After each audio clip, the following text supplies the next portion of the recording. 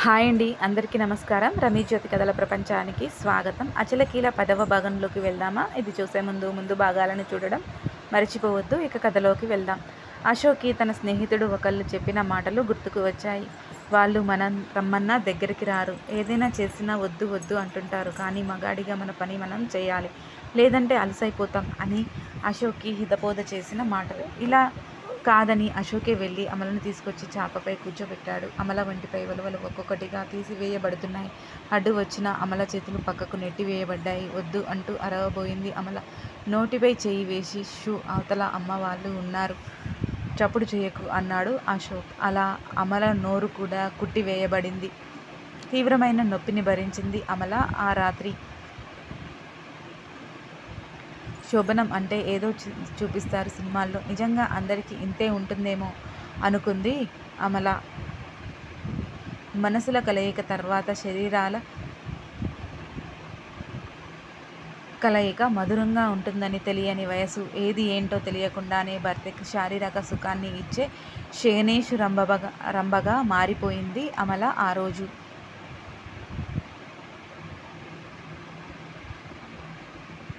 ఆ తర్వాత ఆదమరిచి నిద్రపోయింది అమల. అమల అమల అన్న అరుపులతో ఉలిక్కిపడి లేచి కూర్చుంది. చుట్టూ చూసింది. అశోక్ గాఢ నిద్రలో ఉన్నాడు.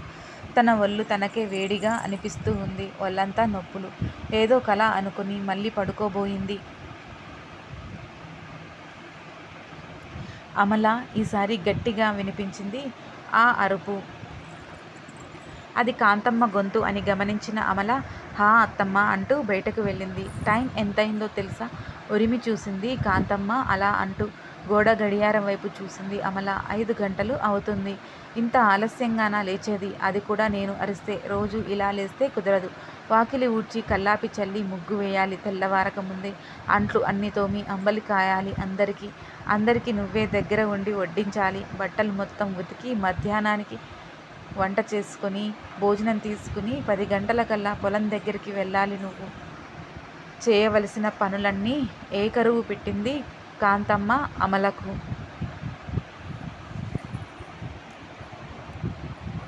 సరే అత్తమ్మ అని తల ఊపింది నిద్రమొహంతో అమల. సరే అంటే కాదు, త్వరగా కానివ్వు అని మళ్ళీ ముడుచుకుని పడుకుంది కాంతమ్మ. బయటకు నడిచింది అమల. ఇంకా చీకటిగానే ఉంది. చాలా భయంగా అనిపించింది అమలకు. అసలే అది తనకు కొత్త ప్రదేశం కావడంతో ఏం చేయాలో పాలు పోలేదు. కాసేపయ్యాక చేద్దామంటే కాంతమ్మ ఊరుకునేలా లేదు. నెమ్మదిగా అశోక్ దగ్గరికి వెళ్ళి బావా అంటూ పిలిచింది. అటు తిరిగి పడుకున్నాడు అశోక్.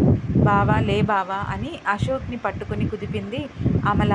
వెంటనే అమలను పైకి లాక్కుని చుట్టూ చేతులతో చుట్టి మళ్ళీ పడుకున్నాడు అశోక్. అశోక్ని అతి కష్టంగా వదిలించుకొని లేచి కూర్చుంది. బావా అన్న పిలుపును మళ్ళీ గుర్తు చేసుకుని లేచి కూర్చున్నాడు అశోక్. ఏమన్నావు అమ్మో? బావా అనా? ఏది మళ్ళీ పిలువు అంటూ ఆశగా అడిగాడు అశోక్. ఎందుకంటే ఇంతవరకు అమల అశోక్తో మాట్లాడింది లేదు. అలాంటిది తానే వచ్చి బావా అని పిలుస్తుంటే కొత్తగా చాలా బాగా అనిపించింది అశోక్కి. పిలుస్తా కానీ నువ్వు వచ్చి బయట కూర్చో, నేను పని చేసుకుంటాను అని అడిగింది అమల. ఎందుకు నేను? అడిగాడు అశోక్. బయట చాలా చీకటిగా ఉంది, నాకు భయం వేస్తుంది అసలు విషయం చెప్పింది అమల. అమ్మో, ఈ ఊర్లో భయపడే విషయాలు, భయపెట్టే మనుషులు ఎవ్వరూ లేరు. నువ్వు ఏ సమయంలోనైనా బయటకు ఒంటరిగా వెళ్ళొచ్చు అంటూ చెప్పాడు అశోక్. నాకు కొంచెం కొత్త కదా, అలవాటు అయ్యే వరకు అంతే సున్నితంగా అడిగింది. సరే సరే వస్తాను, మరి ఒక్కసారి పిలువు అన్నాడు అశోక్. రా బావా, బయట కూర్చుండువు. కానీ మళ్ళీ అత్తమ్మ లేస్తే తిడుతుంది. భయం బయట పెట్టింది అమల. అమ్మ అంతే అమ్మో, నువ్వే కొంచెం సర్దుకుపోవాలి అంటూ చెప్పాడు అశోక్. సరే బావా, ముందు నువ్వు బయటకు రా అని చొరవగా చెయ్యి పట్టుకొని బయటకు తీసుకువెళ్ళింది. ఆ ఇంట్లో, ఆ ఊరిలో అశోక్ కంటే సన్నిహితులు ఎవరూ లేరు అమలకు. ఆ విషయం త్వరగానే గమనించింది అమల. అందుకే తన ప్రతి సమస్యను అశోక్కే చెప్పాలని నిర్ణయించుకుంది. బయట అరుగు మీద కూర్చున్నాడు అశోక్. తన పనులను మొదలుపెట్టింది అమల. అది చాలా పెద్ద వాకిలి. అంతా ఊడ్చి కల్లాపి చల్లే వరకు గంటకు పైగా పట్టింది అమలకు. ముగ్గు పెడుతుండగానే తెల్లవారింది. అత్త చెప్పిన పనులన్నీ చేసి భోజనం పట్టుకొని పొలానికి వెళ్ళేసరికి 10 కాదు 11 గంటలు దాటింది.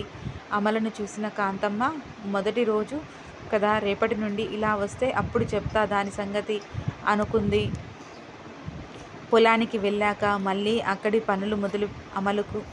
మధ్యాహ్నం 1 అవుతుండగా చెట్టు కింద అందరూ కూర్చొని భోజనం చేశారు. ఇక ఎంత ఓర్చుకున్నా అమల వల్ల అవ్వడం లేదు. నిన్నటి నుండి పనిచేసింది చేసినట్లుగానే ఉంది. కొంచెం కూడా విశ్రాంతి లేదు. అన్నీ అలవాటు లేని పనులే. ఇంకా పొలం పనులు ఇంతవరకు చేసి ఎరగదు అమల.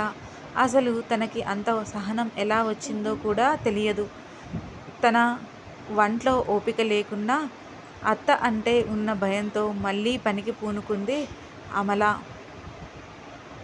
అలా ఎండకు పని చేస్తూ కళ్ళు తిరిగి కింద పడిపోయింది. అశోక్ అది చూసి వెంటనే వచ్చి అమలను ఎత్తుకుని చెట్టు కిందికి తీసుకెళ్ళాడు. అక్కడ కూలికి వచ్చిన వాళ్ళు చెవులు కొరుక్కోవడం మొదలుపెట్టారు. వచ్చి 10 రోజులు కాలేదు, ఆ పిల్లను రాచి రంపాన పెడుతుంది ఈ కాంతమ్మ అని. వారి మాటలు విన్న కాంతమ్మ, అశోక్ అమలను తీసుకుని ఇంటికి పో, ఇక్కడ పని మేము చూసుకుంటాం కానీ అని చెప్పింది. అమల వళ్ళు అప్పటికే కాలిపోతుంది. అది అశోక్కి అర్థమవుతుంది. చేతులు పట్టుకుని చూశాడు. ఆ లేత చేతుల నిండా బొబ్బలు. అందుకే కాంతమ్మ అలా చెప్పగానే అమల మొహంపై కొంచెం నీళ్లు చల్లి మెలకువలోకి రాగానే ఇంటికి తీసుకువెళ్ళాడు. పడుకోమని చెప్పాడు అశోక్. ఇంటికి వెళ్ళగానే వెంటనే పడుకుని ఆదమరిచి నిద్రపోయింది అమల. అలసిన ప్రాణానికి కాస్త స్వాంతన లభించింది. సాయంత్రం 6 కావస్తున్నా నిద్ర లేవలేదు అమల. అశోక్కి లేపాలని అనిపించలేదు. కాంతమ్మ పొలం పనులు ముగించుకొని ఇంటికి వచ్చింది. ఎక్కడి పనులే అక్కడే ఉన్నాయి. అమల, ఒసై అమల, ఎక్కడ చచ్చావే? అరుపులు మొదలుపెట్టింది కాంతమ్మ. అమ్మ, అమలకు బాగోలేదు, పడుకుంది అంటూ చెప్పాడు అశోక్. ఎంతసేపు పడుకుంటుందిరా అది? మధ్యాహ్నం ఎప్పుడో వచ్చారుగా, కాసేపు పడుకుని మళ్ళీ పనిచేసేది లేదా అంటూ అరిచింది కాంతమ్మ. చేతి నిండా బొబ్బలు అమ్మ, పాపం ఎలా చేస్తుంది పనులు? సర్ది చెప్పబోయాడు అశోక్. భలే పెళ్ళాం దొరికిందిరా నీకు. మరీ ఇంత సుకుమారంగా ఉంటే ఇక సంసారాలు ముందుకు వెళ్ళినట్లే. ఇలా అది పడుకుంటే దానికి చేసి పెట్టడానికి నేనేమీ దాని పని మనిషిని కాను.